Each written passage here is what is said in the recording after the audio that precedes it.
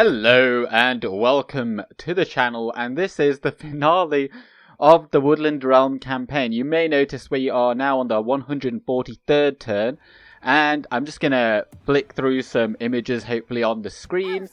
I played a few turns to try and see if Saruman would actually want to play, but he did not. So Thranduil actually had to sally out of Thrust of the Woods, the newly renamed, and we're just constantly sending in those troops towards this frontier over here at the fords of the Isen, and just so that we can then go and march on Isengard, and that is just coming up in a moment. Now on the 141st turn, actually, Saruman, he was just on the ford, and I didn't want to fight him there. It was a bit of an anticlimax, so I was hoping maybe he'd go to Isengard.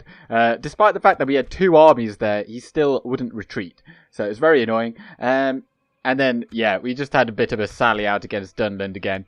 Dunland is a real menace right now, but that isn't the main focus of the campaign. But then, here we are. And King Thranduil the Aggressive, I've given him an army of... I kind of took all the strong units out of Hebion's army, and we've got a lot of units, as you can see, in reserve. And we've got even more coming. Like, we've got a constant stream of these guys. Like, Isengard are completely screwed, because we've just got so many forces. It's just incredible. We really kicked it into gear. And we beat so many armies back, to the point where, as you can see, Lord Saruman, the so-called Fearless, is running away. Because Gondor and Dol Amroth are both alive. It's really interesting to see that we actually border both of them. And they actually haven't been killed off. It's quite remarkable. However, having said that, I am just going to go in and take Isengard now, and this isn't going to be any kind of fast forward episode. This is just a regular episode like they were in the beginning, so we're going to go in there. Of course, they don't have a massive army in there, but they get a garrison of 1, 2, 3, 4, 5 orc defenders, and Krukthak has been assigned the role of holding on to the citadel. He's going to fail, but the main thing is that we get to see this epic settlement, because of course I fought in Helm's Deep and Edoras, and I just knocked the microphone, and it's kind of a bit sad that I just glazed over those unique settlements, and despite the fact many of you, I'm sure, know exactly what they look like, it's just nice to show them in battle this one last time. And I'm even keeping in the loading screens because I'm cutting down on the editing for this one. And can we just get some nicer weather? I haven't really fought here in a very long time at all. So this should be... it's just raining every day. Right, well, last turn... Oh, God. Right, well... This here be Isengard, and there is but one gate, I think. I'm pretty sure that is the only gate. Yes. There's nothing over there. No. So this is the only way in. This is the plaza, it's very cool. And these are the steps. Do they actually have the balcony? Is that it there? That is meant to be like the balcony. I've never really properly looked around here. Of course, there are many windows, but if you think of the balcony when Saruman is addressing all the Uruk-hai before they go off to war, I think it's probably that one there. Right then. So we've got our ballista. I hope that it's going to be enough to knock down that gate. We'll make sure that we get up close and personal. Put everyone fire at... or don't fire at will, and not skirmishing, excellent. And then I've kind of got almost a full array of our infantry here, and I kind of did it by accident, but we've got Elven King's Axe Guard, we've got a couple of units of them, and Galadrim Guards. I keep calling it's because they used to be called Elbereth. Elbereth's shield guard or something. Of course, before they had the halberd. Then we've got our good old militia there. And we've even got the Avarian on this as well. So if you didn't know, you can get these guys in Rovanion as a mercenary if you're one of the good guys. We've got some of our Elven King's Gate Guard and what else? Elder Council, our solid spearmen, and then we've got our Forest Warriors. Noble axe-wielding warriors. And back here, we've got Arte Rohon, several units of Woodland Sentinels, we've got the Hin Adaur, and despite Legolas not being here, we've got his unit, Elven King's Bowguard. Several units, and of course we've got Thranduil here with his Aretir. You kind of wonder how many orcs he has killed in this campaign, because, like, there's been a lot. Oh, I was kind of hoping maybe they'd at least hold the walls. But we're going to go right up, because this is the only way we're going to knock down this gate. Flaming missiles, I suppose they actually improve damage. Let's see the damage. Hopefully we... Yeah, that looks like we will have enough. As long as every shot hit. Yeah, oh yeah, definitely. Right then. So, the final episode. It's quite sad almost. We've been going for 3 and a bit months. I actually uploaded the very first episode on the 17th of April. And, you know, that is a while ago, of course. And thank you very much to everyone that has been supporting along the way. And that is pretty much everyone. And I really do mean that, because I actually posted my very first episode, not episode, but first video in August last year, in 2019. And, you know, I was just looking, the amount of views I had from that point until the start of this campaign was 739. 739 in that entire time. And since then, we have now amassed over 39,000 views on all videos, which is, as you can understand, that's a lot. It's a big increase in just over 3 months. I had 14 subscribers. Now, obviously, you know, it's difficult when you start off in YouTube. Like, no one obviously knows you. But think about that, 14 subscribers, and then suddenly, I remember posting this first episode. I was like, oh, what the hell? I'll give it a go. And before I woke up the next day, and I was like, oh my days, that's got like 100 views or something. And I was absolutely astounded by it. Right, let's go and kill these pikemen over here on the walls. Or kill them. The really cool thing about Isengard is as well, like, you've got these kinds of stairs. They're not ladders. They are like stairs, and you can get up on the walls really quickly. And it's really cool. And are we getting shot at? No, that's just the rain. Right, you guys come over here. But anyway, yeah, where was I? Yeah, we had 14 subscribers when I first posted this video. Now we're up to 393.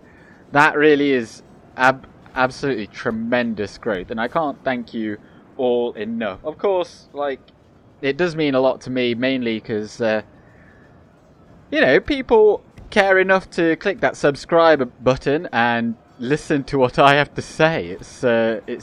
And watch me play and find it entertaining enough to keep coming back. So much so that despite the fact that I thought that the previous 2 episodes of this, like with the fast forward thing, they were like suboptimal, I still had more views on them than some of my other videos, and I was just like, well, this is just really popular. And yeah, I don't really know what else to say. I mean, of course, I enjoy making these videos, and I wouldn't do them if I didn't. I'll put that plainly, because of course I don't actually, other than gratitude of you folks, that is all I do it for. That and my own enjoyment. Because if you weren't aware, of course I don't have any ads. There aren't any ads on these videos. For the reason that you can't actually put ads on your videos anyway. until we reach a certain milestone, and one of those milestones is to actually have 1,000 subscribers, which I clearly don't have. But I feel like, of course, I say that now, but my opinion may change, and I hope you won't think lesser of me for that. But once I do hit 1,000 subscribers, I will probably put in the odd ad, because these videos, whilst I enjoyed making them, to keep that steady content up, you know, there's a certain... I wouldn't call it work. I'm not going to call it work, but there's a certain amount of playing that you have to do to keep it going, to make sure people want to watch. And speaking of what you want to watch, after this campaign is through, I will be commencing a new campaign. I did speak about it already in my Gondor campaign, I think. Yeah. I asked generally, like, what faction would you like to see me follow this playthrough with? Wait, what did I just say? Basically, I'm asking, which faction would you like to see me play after this one is through? So basically, that will probably begin from next week. And I had some suggestions already in the comment section of the Gondor campaign, which is very nice, because I obviously asked for it, and people answered. Thank you very much for doing that. And I didn't say which faction I already had in mind, and some of those suggestions were the dwarves, not specifying any particular faction of the dwarves, but just the dwarves. Now, of course, I'm not going to play as the dwarves of Ered Luin, purely because they had a lot of updates with version 4, and then for that reason, there's a lot of playthroughs already of that faction out there. So I think if I were to do that, you know, it's well, it's just oversaturating. And if you really want to watch Dwarves of Ered Luin, I think there's several other people that have already done content on that. And I just, you know, I mean, it makes sense, right? Why would you watch me after having already watched someone else's campaign on it? So perhaps, yeah, I mean, Dwarves of Khazad-dûm would perhaps be one of the options. But wouldn't it be more interesting to... Well, I don't know. I had a bit of a mind to play as one of the evil factions.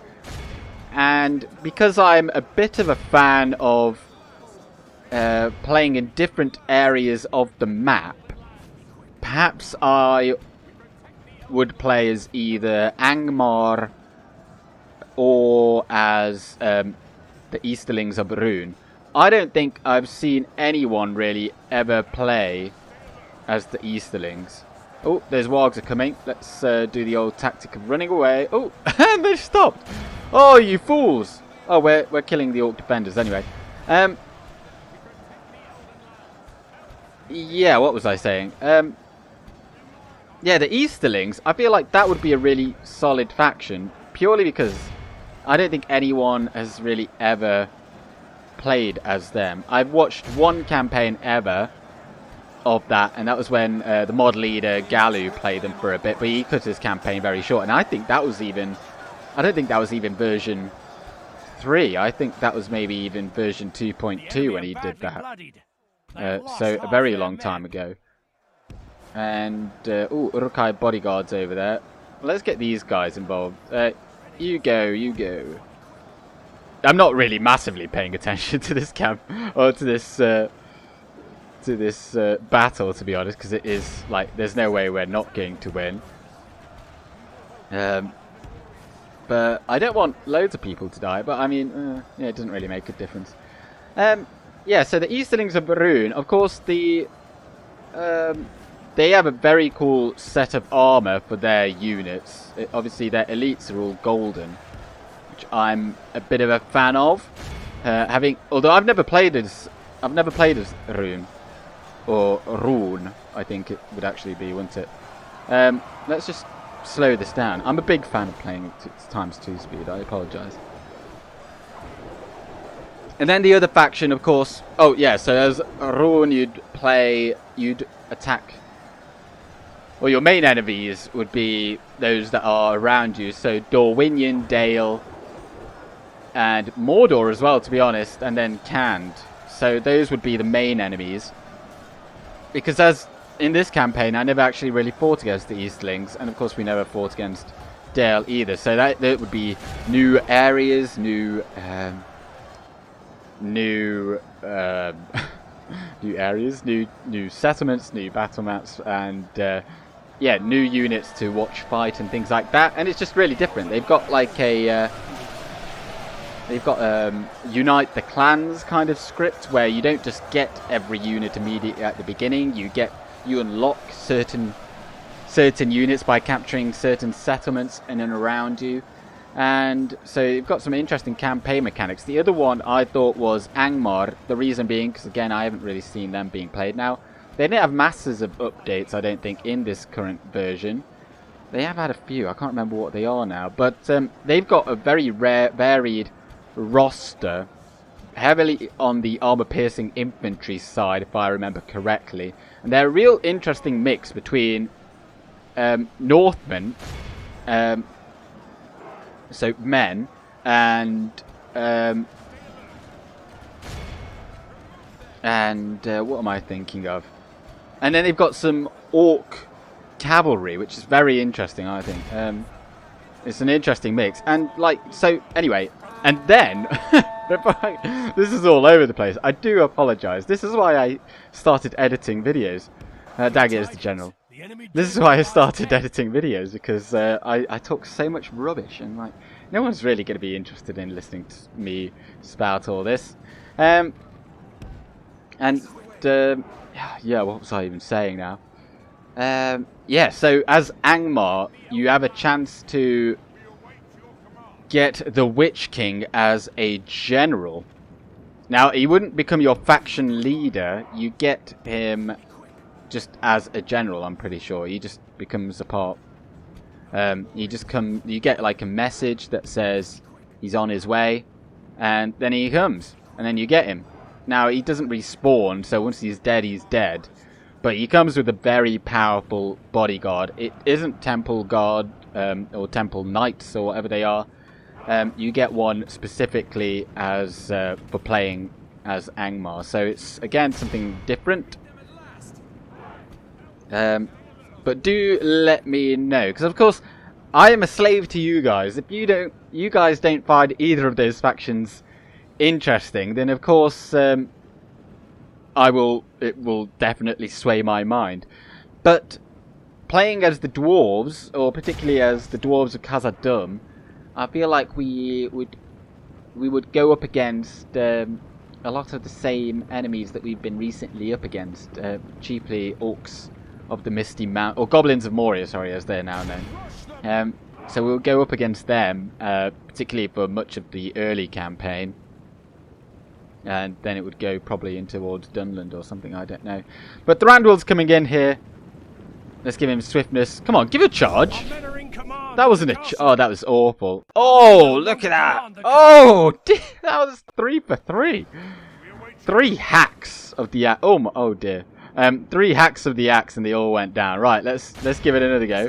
It's probably because we've got this swiftness, so it's improving our combat effectiveness. So, you know, when you've got such an overpowered unit, and when you buff them even more, it's a certainty that things are going to fall over. But these are the final orcs to go. Oh, there's some clan spearmen over there. Who can we bring over? Who's got the will? Oh, you guys, come over here. I want to see this charge with this Darth Maul type weapon. Our men no longer command the castle. Of course, they can't actually run away here, since we are in the town square. Come on now, let's give a charge. Get a charge. Charge. No, I want to hear the elven horn sound. Perhaps we'll get one with these fellas. Are they tied? No, they're fresh. Clan spearmen. You picked the wrong side, my friends. Well, you're not my friends. you're really not my friends. Like, your actual faction is giving me a real headache. But in come the Elven Oh, yes! They're getting a charge! They're 9 charge bonus. Everyone's gonna die here. Everyone. Oh, yeah. They've got like a 9 charge bonus with a 19 attack, these guys. Yeah.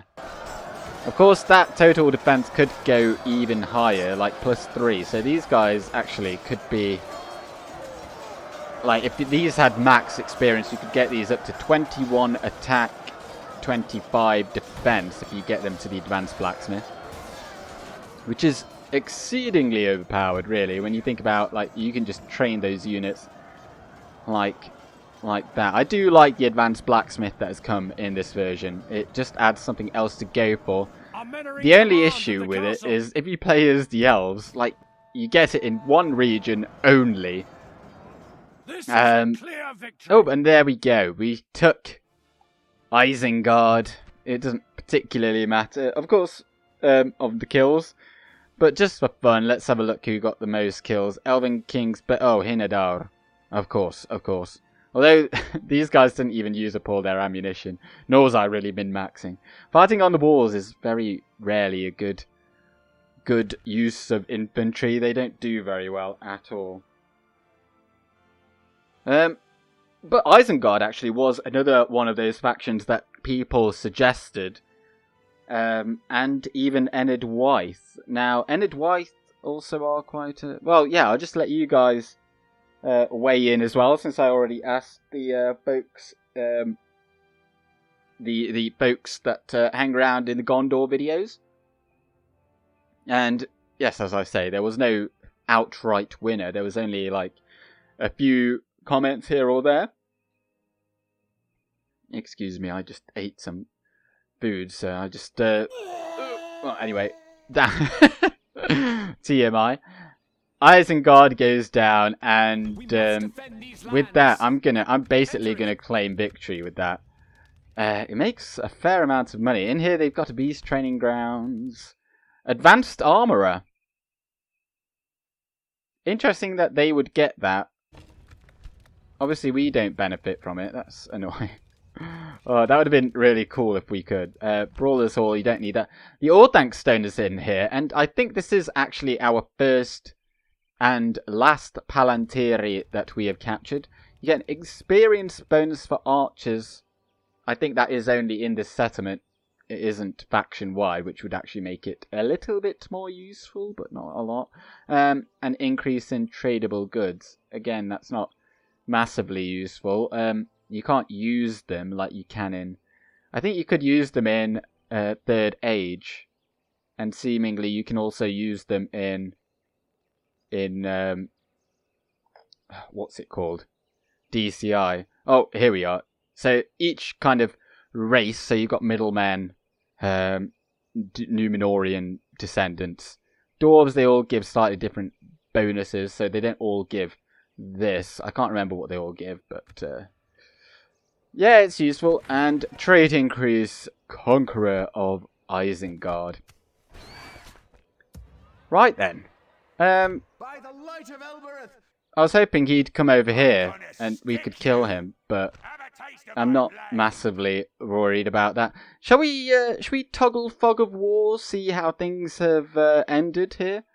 Because I'm really keen to see how Isengard have done, to be honest. Okay, well, let's start off in the north. So, the High Elves held Forlond and Mittelland, at least for a time. The Dunlendings, of course, have been at war with them for a very long time, and they did take the Southern Haven. And they've taken a lot of territory over here. They've kind of absorbed most of what the Breeland and the Shire had. And as we go north, of course, Northern Dunedain died off a while ago. But the Dwarves of the Ered Luin are fighting against Angmar. And indeed, if we are to play as Angmar in the next campaign... Oh, this is one of the new things. So Mount Graham used to be... I think it started off as a city. It was an orc encampment. So not the best, really. But now it's a large city, so it has all the building chains fully unlocked. And I think that is still only an iron mine, but it's nonetheless useful. And yeah, you start off with these 3 regions, and you have some interesting starting generals as well. But the Anduin, look at that. They've pushed all the way into Knockverclaw. Very nice. So they are definitely beating back Angmar, and they've even taken. They attacked the dwarves of Khazad-dûm, and they took these 2 regions. Oh well. But yeah, Anduin have no other enemies. They're completely closed off from everywhere else by us. And they're going to just pour into here. And with the fact that the dwarves of Ered Luin, Anduin, and, the High Elves to an extent, they're kind of fighting over here because they've got solid ground over here. They would definitely go down eventually, and then everyone would focus on the Dunlandings. And also, so would we. And if we pan around to here, as you can see, we've been fighting a lot of Dunlandings over and over. A lot of Saliat battles. Oh my word, look at that. They've taken a lot of damage. So I think we did a couple of times, they did actually get to the point where, even though we'd sallied out and killed off many of them, they came up with so many armies to the point where we did actually have to send these guys into melee a few times. I can't believe we really survived. But anyway, and yeah, Dunland obviously absorbed Enedwaith, but as we come down to Isengard, yeah, see, they just keep, like, Saruman's plodding this way, and look at that, a Gondor army right there. It's really sad to see the state that Gondor has found itself in, but if you look at the culture in these settlements, Gondor had them not too long ago. If they were to retake them, look at that! Sturd Angbor is still around. He's a starting general, and he has survived until now. That's great. I didn't know that. Dol Amroth did take Ethring. That was held by Mordor, and we've got some Isengard folks here. That's pretty. I wonder if they've been trying to come and attack around here, and then because all these passes here have maybe been blocked, so they've kind of tried to. Oh, I don't know. I mean, of course, they do border Dol Amroth here, so perhaps they'd come through there. Then, like, I have no idea. Then they've, like, clearly got around here. Then now they're trying to get back this way. And the fact that they can't get through there, then they'll maybe, I don't know. How interesting. But Lumbug is here. He's going to try and take that. It's really nice to see Dol Amroth still alive. They've got plenty of forces, and indeed, they've even got this fort over here. And Red Luin Navy. But if we come down into the south, the Ar Ardenaim reign supreme. They have taken all this land. I think, if we just have a look at diplomacy, are they at war with the Variags? No, they are allied, as are Mordor. But the Variags weren't actually allied to Mordor, so they clearly could go to war again. Dale were definitely beating Dorwinion. They've taken less. They look like they're besieging Ströndost. And yeah, Dorwinion were getting their bums handed to them. They've lost these regions and Enmerharth as well to Mordor. And then as we pan around, the dwarves, what's gone on here? Oh, there was the invasion. Yes, of course. And the Witch King of Angmar is here. Yeah, they lost that, but presumably they can go and get that back. I don't know if they would. And Sauron, I think, is up here still. Yeah, because the ring was never found. I don't think we can actually see him, no. But that's where he hangs around anyway. That's like, you can't actually go in there. And yeah, Dale were just kind of coming through here, but Dorwinion itself holds true. Dorwinion is a fantastic faction to play as. If you've never played as them before, I highly rate it. And that is it. Of course, Lothlorien doing nothing. They've just got 3 stacks in there. They had nowhere to go in the end. But if you look at this, like, there are hardly any armies opposing us. If we wanted to, we could just, with all these reinforcements that are continuously coming. We've got more in the forest, by the way, as well. Like, we've got, like, just continual amounts that just keep on coming. I think they're just there for retraining purposes. Like, they're just going to keep on coming. We will absolutely annihilate Isengard if this kept on going. But I think it would just become a bit of a bore. Because it's just more of the same. And then eventually, once we took them out, then we'd come up through Dunland. And, yeah, they've got a lot of armies. They look like they've had enough over here.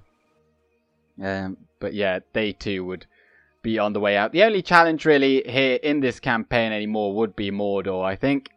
But seeing as, you know, in my Gondor campaign, we're already fighting Mordor. So if you watch the Gondor campaign, you'll see all of that area in action. But then, my friends, all good journeys must come to an end. And Thranduil over here bids you farewell. At the after 143 turns then, we've claimed 36 regions. And lost 5 battles, apparently, at some point. I wonder... Oh, I can't remember.